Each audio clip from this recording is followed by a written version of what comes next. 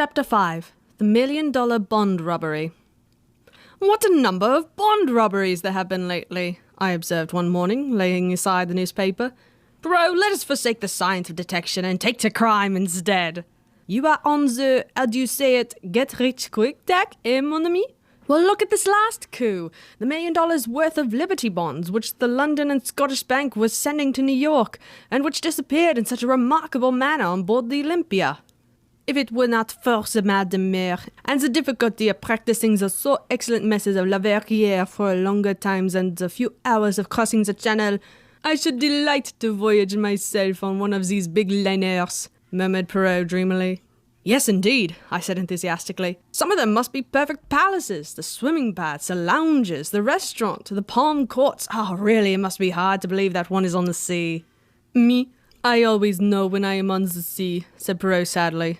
"And all those bagatelles that you enumerate, they say nothing to me. But, my friend, consider for a moment the geniuses that travel, as it were, incognito. On board these floating palaces, as you so justly call them, one would meet the elite, the haute noblesse of the criminal world." I laughed. "So that's where your enthusiasm runs. You would have liked to cross swords with the man who sneaked the Liberty bonds?" The landlady interrupted us. "A young lady wants to see you, Mr. Poirot. Here's a card." The card bore the inscription, "Miss Esme Farquhar," and Poirot, after diving under the table to retrieve a stray crumb and putting it carefully in the wastepaper basket, nodded to the landlady to admit her. In another minute, one of the most charming girls I have ever seen was ushered into the room. She was about 25, with big brown eyes and a perfect figure. She was well-dressed and perfectly composed in manner. "Sit down, I beg of you, mademoiselle. This is my friend, Captain Hastings, who aids me in my little problems." "I'm afraid it is a big problem I have brought to you today, Monsieur Poirot," said the girl, giving me a pleasant bow as she seated herself. "I dare say you have read about it in the papers. I am referring to the theft of Liberty bonds on the Olympia." Some astonishment must have shown itself in Poirot's face, for she continued quickly. "You are doubtless asking yourself what I have to do with a grave situation like the London and Scottish Bank. In one sense, nothing. In another sense, everything. You see, Monsieur Poirot, I am engaged to Mr. Philip Ridgway." "Ah, and Mr. Philip Ridgway was in charge of the bonds when they were stolen. Of course, no actual blame can attach to him. It was not his fault in any way. Nevertheless, he is half distraught over the matter, and his uncle, I know, insists that he must carelessly have mentioned having them in his possession. It is a terrible setback in his career." "Who is his uncle?" "Mr. Vavasour, joint general manager of the London and Scottish Bank." "Suppose, Miss Farquhar, that you recount to me the whole story?" "Very well. As you know, the bank wished to extend their credits in America, and for this purpose decided to send over $1 million in Liberty bonds. Mr. Vavasour selected his nephew, who had occupied a position of trust in the bank for many years, and who was conversant with all the details of the bank's dealings in New York, to make the trip. The Olympia sailed from Liverpool on the 23rd, and the bonds were handed over to Philip on the morning of that day by Mr. Vavasour and Mr. Shaw, the two joint general managers of the London and Scottish Bank. They were counted, enclosed in a package, and sealed in his presence, and he then locked the package at once in his portmanteau." "A portmanteau is an ordinary lock?" "No, Mr. Shaw insisted on a special lock being fitted to it by Hubbs. Philip, as I say, placed the package at the bottom of the trunk. It was stolen just a few hours before reaching New York. A rigorous search of the whole ship was made, but without result. The bonds seemed literally to have vanished into thin air." Poirot made a grimace. "But they did not vanish absolutely, since I gather that they were sold in small parcels within half an hour of the docking of the Olympia. Well, undoubtedly, the next thing is for me to see Mr. Ridgway. I was about to suggest that you should lunch with me at the Cheshire Cheese. Philip will be there. He's meeting me, but does not yet know that I have been consulting you on his behalf." We agreed to this suggestion readily enough, and drove there in a taxi. Mr. Philip Ridgway was there before us, and looked somewhat surprised to see his fiancée arriving with two complete strangers. He was a nice-looking young fellow, tall and spruce, with a touch of greying hair at the temples, though he could not have been much over 30. Miss Farquhar went up to him and laid her hand on his arm. "You must forgive my acting without consulting you, Philip," she said. "Let me introduce you to Monsieur Hercule Poirot, of whom you must often have heard, and his friend Captain Hastings." Ridgway looked very astonished. "Of course I have heard of you, Monsieur Poirot," he said as he shook hands. But I had no idea that Esme was thinking of consulting you about our trouble. I was afraid you would not let me do it, Philip, said Miss Farquhar meekly. So you took care to be on the safe side, he observed with a smile. I hope Monsieur Poirot will be able to throw some light on this extraordinary puzzle, for I confess frankly that I am nearly out of my mind with worry and anxiety about it. Indeed, his face looked drawn and haggard, and showed only too clearly the strain under which he was labouring. Well, well, said Poirot, let us lunch, and over lunch we will put our heads together and see what can be done. I want to hear Mr. Ridgway's story from his own lips. Whilst we discussed the excellent steak and kidney pudding of the establishment, Philip Ridgway narrated the circumstances leading to the disappearance of the bonds. His story agreed with that of Miss Farquhar in every particular. When he had finished, Poirot took up the thread with a question. What exactly led you to discover that the bonds had been stolen, Mr. Ridgway?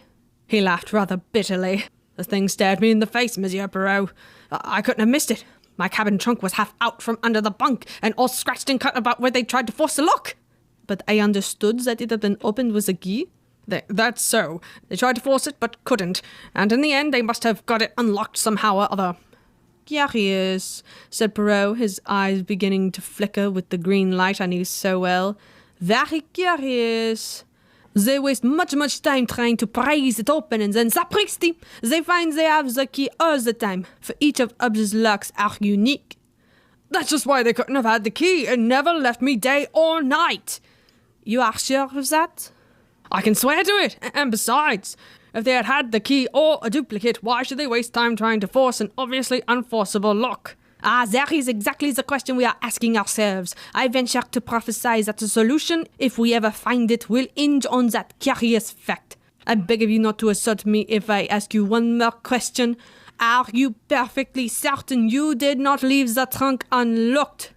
Philip Ridgway merely looked at him, and Poirot gesticulated apologetically. But these things can happen, I assure you. Very well, the bonds were stolen from the trunk. What did the thief do with them? How did he manage to get the ship with them? Ah, cried Ridgway. That's just it. How? Word was passed to the customs authorities, and every soul that left the ship was gone over with a tooth comb. And the bonds, I gather, made a bulky package? Certainly they did. They could hardly have been hidden on board. And anyway, we know they weren't because they were offered for sale within half an hour of the Olympia's arrival, long before I got the cables going and the numbers sent out. One broker swears he bought some of them even before the Olympia got in. But you can't send bonds by wireless. Not by wireless, but did any tug come alongside? Only the official ones. And that was after the alarm was given when everyone is on the lookout. I was watching out myself for their being passed over to someone that way. My God, Monsieur Poirot, this thing will drive me mad. People are beginning to say I stole them myself. But you also were searched on landing, weren't you? Asked Poirot gently. Yes. The young man stared at him in a puzzled manner. You do not catch my meaning, I see, said Poirot, smiling enigmatically. Now I should like to make a few inquiries at the bank. Ridgway produced a card and scribbled a few words on it. Send this in, and my uncle will see you at once. Poirot thanked him, bade farewell to Miss Farquhar, and together we started out for Threadneedle Street in the head office of the London Scottish Bank. On production of Ridgway's card, we were led through the labyrinth of counters and desks, skirting paying-in clerks and paying-out clerks, and up to a small office on the first floor where the joint general managers received us. There were two grave gentlemen who had grown grey in the service of the bank. Mr. Vavasour had a short white beard. Mr. Shaw was clean-shaven. I understand you are a strictly private inquiry agent, said Mr. Vavasour. Quite so, quite so. We have, of course, placed ourselves in the hands of Scotland Yard. Inspector McNeil has charge of the case. A very able officer, I believe. I am sure of it, said Poirot politely. You will permit me a few questions on your nephew's behalf about this lock who ordered it from Hobbs? I ordered it myself, said Mr. Shaw. I would not trust any clerk with the matter. As to the keys, Mr. Ridgway had one, and the other two are held by my colleague and myself. And no clerk has had access to them? Mr. Shaw turned inquiringly to Mr. Vavasour. I think I am correct in saying that they have remained in the safe where we placed them on the 23rd, said Mr. Vavasour. My colleague was unfortunately taken ill a fortnight ago. In fact, on the very day that Philip left us, he has only just recovered.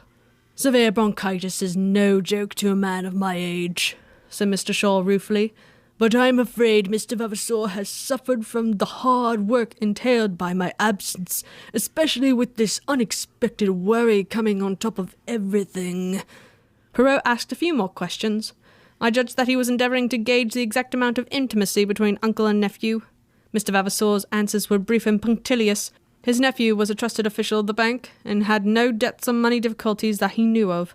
He had been entrusted with similar missions in the past. Finally, we were politely bowed out. I am disappointed, said Poirot as we emerged into the street. You hope to discover more? They are such stodgy old men. It is not their stodginess which disappoints me, mon ami. I do not expect to find in a bank manager a keen financier with an eagle glance, as your favourite works of fiction put it. No, I am disappointed in the case. It is too easy. Easy? Yes, do you not find it almost childishly simple? You know who stole the bonds? I do. But then we must... Why, do not confuse and fluster yourself, Hastings. We are not going to do anything at present. But why? What are you waiting for? For the Olympia. She is due on her return trip from New York on Tuesday. But if you know who stole the bonds, why wait? He may escape. To a south the island where there are no extradition? No, mon ami, you will find life very uncongenial there. As to why I wait, eh bien, to the intelligence of Hercule Poirot, the case is perfectly clear. But for the benefit of others not so greatly gifted by the good God, the Inspector McNeil, for instance, it would be as well to make a few inquiries as to establish the facts. One must have consideration for those less gifted than oneself. Good Lord, Poirot, do you know I'd give a considerable sum of money to see you make a thorough ass of yourself just for once? You're so confoundedly conceited! Do not enrage yourself, Hastings. In verity, I observe that there are times when you almost detest me. Alas, I suffer the penalty of greatness. The little man puffed out his chest and sighed so comically that I was forced to laugh. Tuesday saw us speeding to Liverpool in a first-class carriage of the L&NWR. Poirot had obstinately refused to enlighten me as to his suspicions or certainties. He contented himself with expressing surprise that I, too, was not equally au fait with the situation. I disdained to argue, and entrenched my curiosity behind a rampart of pretended indifference. Once arrived at the quay, alongside which lay the big transatlantic liner, Poirot became brisk and alert. Our proceedings consisted in interviewing 4 successive stewards and inquiring after a friend of Poirot's who had crossed to New York on the 23rd. An elderly gentleman wearing glasses, a great invalid, hardly moved out of his cabin. The description appeared to tally with one of Mr. Ventnor, who had occupied the cabin C-24, which was next to that of Philip Ridgway. Although unable to see how Poirot had deduced Mr. Ventnor's existence and personal appearance, I was keenly excited. "Tell me," I cried, "was this gentleman one of the first to land when you got to New York?" The steward shook his head. "No, indeed, sir. He was one of the last off the boat." I retired crestfallen, and observed Poirot grinning at me. He thanked the steward, a note changed hands, and we took our departure. "Oh, it's all very well," I remarked heatedly, "but that last answer must have damped your precious theory, grin as you please. As usual, you see nothing, Hastings. The last answer is, on the contrary, the coping stone of my theory." I flung up my hands in despair. "I give it up." When we were in the train, speeding towards London, Poirot wrote busily for a few minutes, sealing up the result in an envelope. "This is for the good Inspector McNeil. We will leave it at Scotland Yard in passing, and then to the Rendezvous Restaurant, where I have asked Miss Esme Farquhar to do the honour of dining with us." "What about Ridgway?" "What about him?" asked Poirot with a twinkle. "You surely don't think... You can't... The habit of incoherence is growing upon you, Hastings. As a matter of fact, I did think. If Ridgway had been the thief, which was perfectly possible, the case would have been charming. A piece of neat methodical work. But not so charming for Miss Farquhar." "Possibly you're right. Therefore all is for the best. Now, Hastings, let us review the case. I can see that you are dying to do so. The sealed package is removed from the trunk and vanishes, as Miss Farquhar puts it, into thin air. We will dismiss the thin air theory, which is not practicable at this present stage of science, and consider what is likely to have become of it. Everyone asserts the incredibility of its being smuggled ashore. Yes, but we know. You may know, Hastings. I do not. I take the view that since it seemed incredible, it was incredible. 2 possibilities remain. It was hidden on board, also rather difficult, or it was thrown overboard. With a cork on it, do you mean? Without a cork. I stared. But if the bonds were thrown overboard, they couldn't have been sold in New York. I admire your logical mind, Hastings. The bonds were sold in New York, therefore they were not thrown overboard. You see where that leads? Where we were when we started. Jamais de la vie. If the package was thrown overboard and the bonds were sold in New York, the package could not have contained the bonds. Is there any evidence that the package did contain the bonds? Remember, Mr. Ridgway never opened it from the time it was placed in his hands in London. Yes, but then... Poirot waved an impatient hand. Permit me to continue. The last moment the bonds are seen as bonds is in the office of the London and Scottish Bank on the morning of the 23rd. They reappear in New York half an hour after the Olympia gets in, and according to one man whom nobody listens to, actually before she gets in. Supposing then that they have never been on the Olympia at all, is there any other way they could get to New York? Yes, the Gigantic leaves Southampton on the same day as the Olympia, and she holds the record for the Atlantic. Made by the Gigantic, the bonds would be in New York the day before Olympia arrived. All is clear. The case begins to explain itself. The sealed packet is only a dummy, and the moment of its substitution must be in the office in the bank. It would be an easy matter for any of the three men present to have prepared a duplicate package which could be substituted for the genuine one. Très bien. The bonds are mailed to a confederate in New York with instructions to sell as soon as the Olympia is in. But someone must travel on the Olympia to engineer the supposed moment of the robbery. Because if Ridgway merely opens the packet and finds it a dummy, suspicion flies at once to London. No, the man on board in the cabin next door does his work, pretends to force the lock in an obvious manner so as to draw immediate attention to the theft, really unlocks the trunk with a duplicate key, throws the package overboard and waits until the last to leave the boat. Naturally, he wears glasses to conceal his eyes, and is an invalid since he does not want to run the risk of meeting Ridgway. He steps ashore in New York and returns by the first boat available. But who? Which was he? The man who had a duplicate key, the man who altered the lock, the man who has not been severely ill with bronchitis at his home in the country. Enfin, that stodgy old man, Mr. Shaw. There are criminals in high places sometimes, my friend. Ah, here we are, mademoiselle, I have succeeded. You permit? And beaming, Poirot kissed the astonished girl lightly on either cheek.